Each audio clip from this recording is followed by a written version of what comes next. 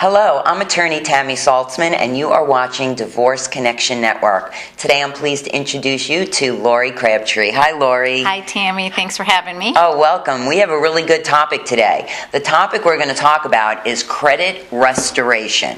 Very important topic for couples who are contemplating or going through a divorce. And Lori works for a company called United Credit Education Services. They've been in business for 11 years. They're based out of Michigan. Most of the application process is done online in a very confidential setting, and what they do is they help you repair your credit issues, educate you on credit, and help you build better and new credit for each individual. So really important stuff for all of us, everybody, not just even divorcing couples, but anyone who has a credit report. And if you have a social security number, it's likely you have a credit report. Isn't that correct? That's correct, yes. Whether you have 0 credit cards or 100 credit cards, there is some report out there. Isn't that correct? Yes. And so Lori is going to tell us a little bit about what goes into an actual credit rating. So why don't you educate us? So first of all, I think most people don't really realize all the different components that are involved in creating your credit score. Your payment history is actually 35% of your score. That would include any kind of bankruptcies, foreclosures, any kind of wage garnishments, liens, judgments, all different kinds of things. That show up on your credit, and then it will either make your credit higher or lower. Correct. Okay. Correct. Good. And then the amounts owed is 30%. 30%. So if you have large balances. Correct. The next thing is 15% of the length of history that you have of owing. Some people say, let's go back one. Some people say it's better to pay your bill off every single month, and some people say it's better to make small little payments. Do you know which one happens to be better? Well, it's kind of a myth that you should pay it off every month, only because if you pay it off every month, by the time that you get your statement, it's already been reported to the agencies how much your balance was. So the best thing to do is to pay it in full, but to pay it before you actually have the ending statement.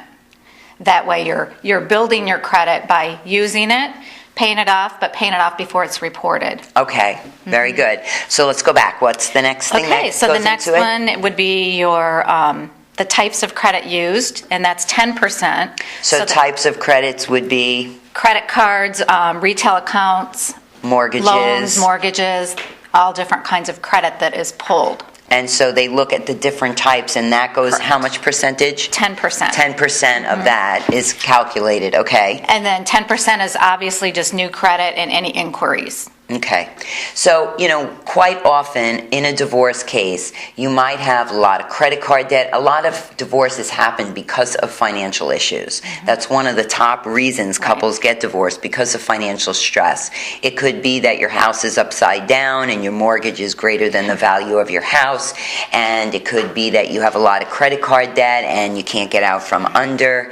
And so this is where consolidation can help, credit restoration can help, and get you back on the right track again. So if in fact you are going through a divorce, quite often you don't have, maybe you're splitting homes, and then the spouse that has been typically paying your mortgage can't afford to pay the mortgage anymore because now they're paying a rent, and then the mortgage goes into foreclosure and both names are on the note. Yes. And so both spouses are affected. And the credit score goes down. Yes. Okay, so what can couples do to help themselves get out from underneath the bad credit rating, and how to get the credit rating to go up? Can you give us some tips? I would say probably the first thing they should do is really discuss everything before the divorce. If they're in an amicable situation, there's no reason not to put everything on the table and really discuss, even if there's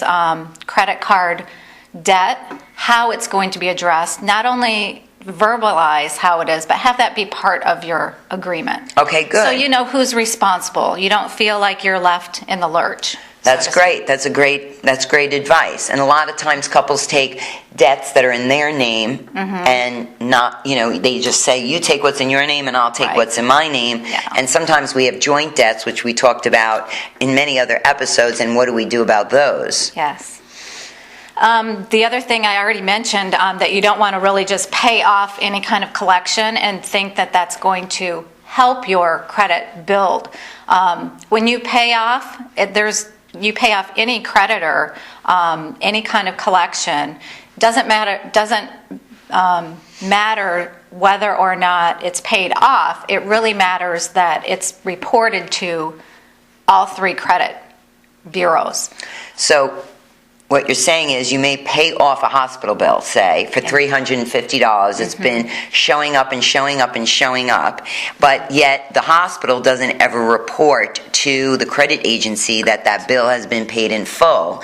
And if you provide a receipt, and then it can get off your credit report, and then that raises your score. Correct. And that's something that your company does. They go in, they pull all your reports from all 3 of the major bureaus. Yes. What are those bureaus? Why don't we tell? TransUnion, Experian, and Equifax. Okay, so they pull the reports and then they evaluate them. What's on the reports? What's yours? What's not yours? I remember once I pulled my report. There was something on there that wasn't even mine. Yes. And so you're like, what is this? And you don't even know what it is. And so it's a process that happens. Is that correct? And it's often, very, very often and common that there are incorrect items, whether it's on your report that it's reported incorrectly, or maybe there was just a mistake and it's not even yours at all. Right, right. So it's important to actually just be involved with your credit and know what's on there.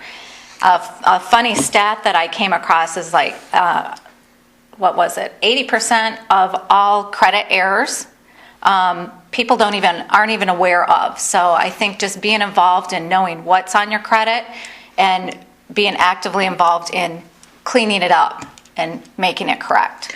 Yeah. Lori's company charges like a $400 fee. You get the service. It's for a year. For a year.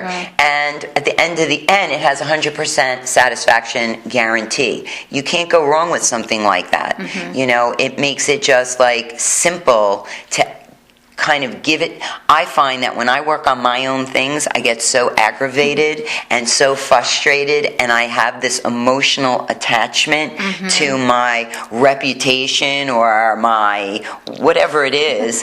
It's so much easier to let someone else handle it, someone else negotiate it for you, someone else try to resolve the issue instead of you doing it for yourself personally. One of the things you told me right before you came on that is not only have they been around 11 years, but they're AAA rated with the Better Business Bureau. Really important, because there's so many companies out there that are just taking people's money and not really doing the right thing.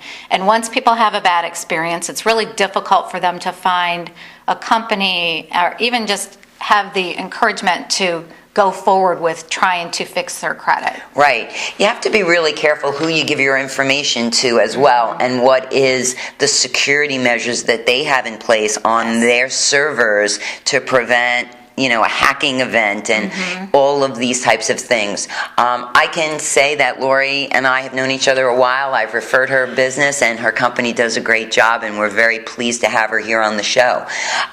Any other tips that we can give the audience while we're sitting here? Well, one thing I think, talking about divorce, short sales are actually better for your credit than a foreclosure. Very important. I know I've mentioned this before. In addition to divorce work, I do residential real estate closings and title work. And I agree wholeheartedly that it is so much better for you to do a short sale where the seller is going to give the house to a buyer and pay the bank less than what is actually owed. But the rule is that the seller has to walk away with $0. But we have found that the banks are quite often willing to give up to $3,000 to a seller to assist in the move. You don't get that in a foreclosure. Right. You don't. So, as you're getting to the end of the foreclosure process and the bank is getting a point, wants to sell the property, do a sale of the property, that's the time to get in your last-ditch effort and try to short sale your property before it goes into foreclosure. So, do you have one more tip real quick that we can give the audience before we end? Yeah, just to expand on that, I think, thinking that you're paying off, whether you have a foreclosure or whatever process you go through, a short sale, it doesn't mean that after you go through that process that eventually that will come off of your credit. You, again, have to be active, and some people think 7 years it'll drop off, 10 years it'll drop off, and they just want to bury their head in the sand and not deal with it and let it run its course. If you're active and interested in getting it done quickly, we have stories of people getting it done within 30 days, short Wow, sales. isn't that great? So they're going to counsel you. They're going to tell you how to get your credit cards back, how to build up your score, how to get loans, how to get stuff off your credit report. You can find Lori's contact information on our website at divorceconnectionnetwork.com. We thank you so much for joining us today. Lori, thank you so much for coming. Thank you for having me. Thank you for providing everyone out there with such a great service. We'll see you soon.